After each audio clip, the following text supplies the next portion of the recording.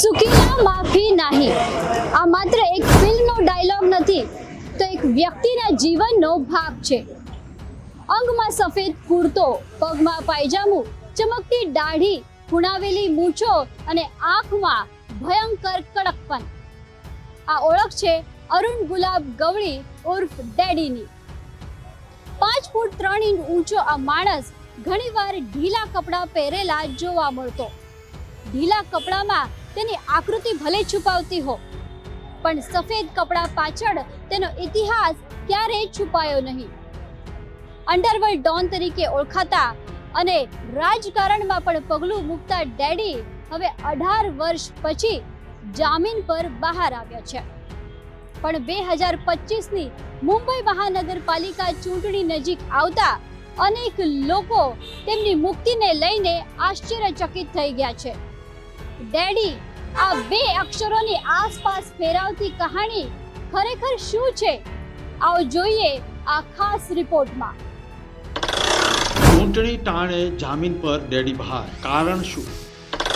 અરુણ ગવળીની જામીનનો મનપા ચૂંટણી સાથે શું સંબંધ? ઠાકરે કે શિંદે? ગવળી કોની તરફ?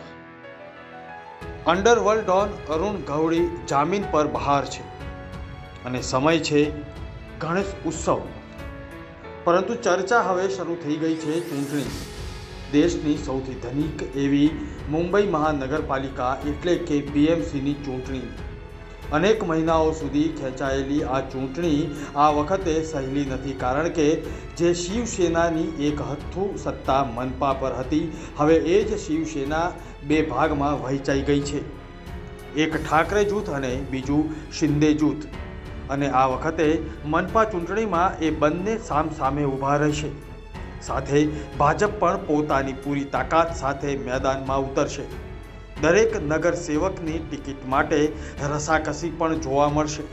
અને એ જ સમયે ગેંગસ્ટર અરુણ ગવળીનું જામીન પર બહાર આવવું મહત્વનું છે. જે દગડી ચાલમાં તે રહે છે તે છે ભાયખલા મત વિસ્તાર.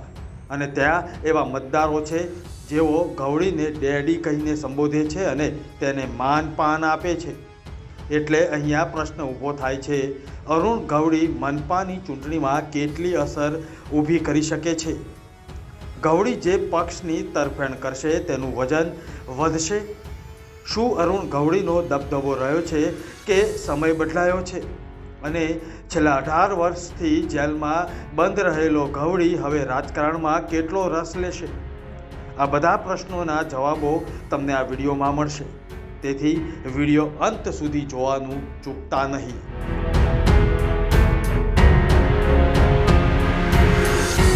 3 સપ્ટેમ્બર 2025 અંડરવર્લ્ડ ડોન અરુણ ગવળીને જામીન મળ્યા. નાગપુર સેન્ટ્રલ જેલમાંથી તે નાગપુરના હેલિપેડ પર પહોંચ્યો અને ત્યાંથી તેણે મુંબઈ માટે ઉડાન ભર્યું. પણ આ ઉડાન જામીન માટેનું હતું કે મુંબઈ મનપાની ચૂંટણી માટેનું તૈયારીનું? એવા પ્રશ્ન ઘણા લોકોમાં ઉઠી રહ્યો છે. અને તેનું મુખ્ય કારણ છે જે સમયે ડેડીને જામીન મળ્યા છે તે સમય ચૂંટણીઓનો છે. 18 વર્ષ પછી પહેલી વખત ગવળી જામીન પર બહાર આવ્યો છે. અને આ પહેલાં તે માત્ર પેરોલ પર થોડાક દિવસો માટે બહાર આવતો હતો. પણ જામીન એ પહેલી વખત છે. એવું માનવામાં આવે છે કે ગવળી એકલા હાથે આખા ભાયખલા વિસ્તારમાં મતોનું ધ્રુવીકરણ કરી શકે તેવી ક્ષમતા ધરાવે છે. કારણ કે જેલ જતાં પહેલાં પણ તેણે જ્યાંથી મત મેળવ્યા હતા તે આંકડાઓ આજ પણ મહત્ત્વના છે. તેમજ તેની દીકરીએ અત્યાર સુધીમાં ભાયખલા વિસ્તારમાંથી મળેલા મતો તેની અસર દર્શાવી રહ્યા છે. ભાયખલાના 3,50,000 મત પહોંચના છે. ભાયખલા એવો મત વિસ્તાર જ્યાં મરાઠી, પરપ્રાંતિયો અને હિન્દુ મુસ્લિમ જેવા અલગ અલગ મતદારો રહે છે. છેલ્લે લોકસભા ચૂંટણીમાં ઉદ્ધવ ઠાકરે માટે સૌથી ઉપયોગી રહેલો મત વિસ્તાર પણ આ જ હતો. પણ આ જ વિસ્તાર છે જ્યાં દગડીની ચાલ પણ આવેલી છે, જ્યાં અરુણ ગવળી રહે છે. અને જાણકારોના મત પ્રમાણે દગડી ચાલમાંથી ગવળીનો દબદબો આજે પણ યથાવત છે. ખુદ અરુણ ગવળી અહીંથી ચૂંટાઈને આવી ચૂકેલો છે. અને એટલું જ નહીં, એની દીકરી ગીતા ગવળી પણ સતત અહીંથી નગર સેવિકા તરીકે કાર્યરત છે અને ચૂંટાતી રહી છે. પહેલા અને અરુણ ગવડીનો રાજકીય પ્રભાવ. આ વિસ્તારમાંથી ગવડી અનેક વખત ચૂંટાઈને આવ્યો છે. વર્ષ હતું 2004. અહીં ચિંચપોકળી મત વિસ્તારમાંથી ગવડી ઊભો રહ્યો હતો અને કોઈ પણ પાર્ટીના ટેકા વિના અપક્ષ તરીકે, અને તે આ જ મત વિસ્તારમાંથી ચૂંટણીને જીતીને આવ્યો હતો. એટલું જ નહીં, અગાઉની લોકસભા ચૂંટણીમાં પણ તે ઊભો રહ્યો હતો અને આશરે 92,000 મત મેળવ્યા હતા. એટલે ગવડીએ અહીં અગાઉ પણ પોતાની તાકાત અને પ્રભાવ बतावी छे।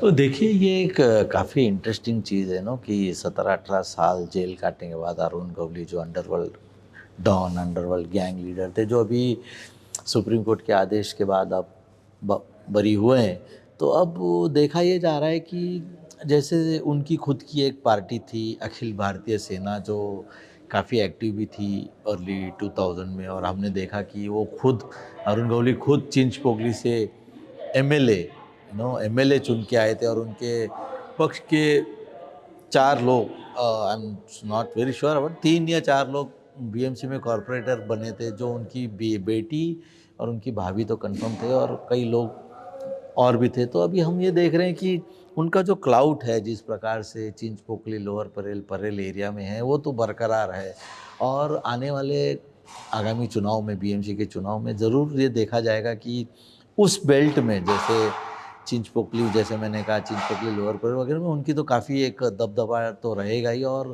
बहुत हद तक उनके असर, उनका प्रभाव भी पड़ेगा। और अब देखने वाली बात यह है कि वो अकेले, मतलब एबीएस के नाम पे निर्दलीय खड़े होते हैं, या शिवसेना, खासकर मुझे लगता है कि वो उद्धव ठाकरे और राज ठाकरे जैसे वो दोनों भी साथ में आ गए, इसकी भी कई चीज़ें आ रही हैं।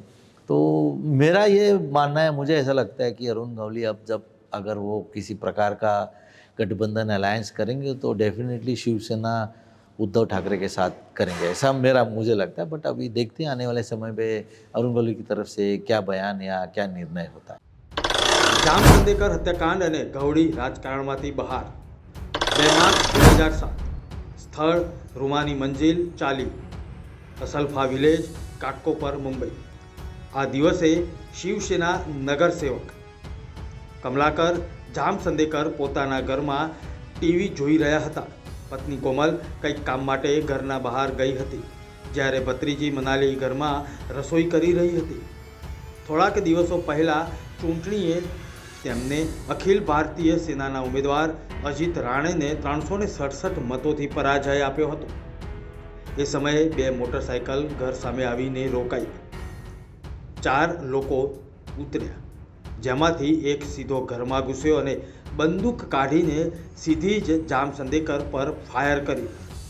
ગોળીઓના અવાજે ભત્રીજી મનાલી દોડતી આવી, પણ ત્યારે જામસંદેકર લોહીમાં લથપથ થઈ ગયા હતા. ગોળીઓનો અવાજ અને પછી લોકોની ભારે ભીડ ઉમટી, અને આનો લાભ લઈને 4 હત્યારાઓ ભાગી ગયા. ત્યારબાદ પોલીસે કડક તપાસ કરી અને આ હત્યાનો રેલો અરુણ ગવડી સુધી પહોંચ્યો. રૂપિયા 30 લાખની સોપારી અને કમલાકર જામસંદેકરની હત્યા. કમલાકર જામસંદેકર હત્યાની તપાસ પોલીસે ઊંડાણપૂર્વક કરી. તેમાં ગવડીએ 30 લાખની સોપારી લીધી હોવાનું સામે આવ્યું. સોપારી આપનાર સદાશિવ સુર્વે અને સાહેબરાવ ભીટા તે હતા, અને પોલીસે એક પછી એક કડીઓ પણ તપાસી અને ધારાસભ્ય ગવડીની અટકાયત કરવામાં આવી. ગવડી પર કેસ નોંધાયો અને કોર્ટે તેમને સજા પણ આપી. નાગપુરના સેન્ટ્રલ જેલના હવાલે તેને કરવામાં આવ્યો, જ્યાં તે છેલ્લા 18 વર્ષથી બંધ હતું. ઠાકરે, શિંદે કે ભાજપ, ગવડીના મત ક્યાં ફરશે? આ વર્ષે મુંબઈ મહાનગરપાલિકાની ચૂંટણી વધુ રસપ્રદ રહેશે, કારણ કે આ વખતે મુંબઈમાં શિવસેના વિરુદ્ધ શિવસેનાની જ લડાઈ છે. ખરેખર શિવસેના કોની છે તે ચૂંટણી કમિશને કહ્યું હોવા છતાં જમીન પર મતદારો નક્કી પણ કરશે. આ પરિસ્થિતિમાં ગવડીની તાકાત ખૂબ જ મહત્વપૂર્ણ છે, કારણ કે આ ચૂંટણીમાં દરેક વોર્ડનું ખૂબ જ મહત્વ રહેશે. ગવડીનો પુત્ર પણ ચૂંટણીમાં ઊભો રહેવાની શક્યતાઓ છે. હવે જોવાનું એ છે કે ગવડીનું કુટુંબ ક્યાંથી ચૂંટણી લડશે અને આ વોર્ડમાં ગવડી કેટલો પ્રભાવ બતાવી શકે છે. દર્શક મિત્રો, તમને શું લાગે છે?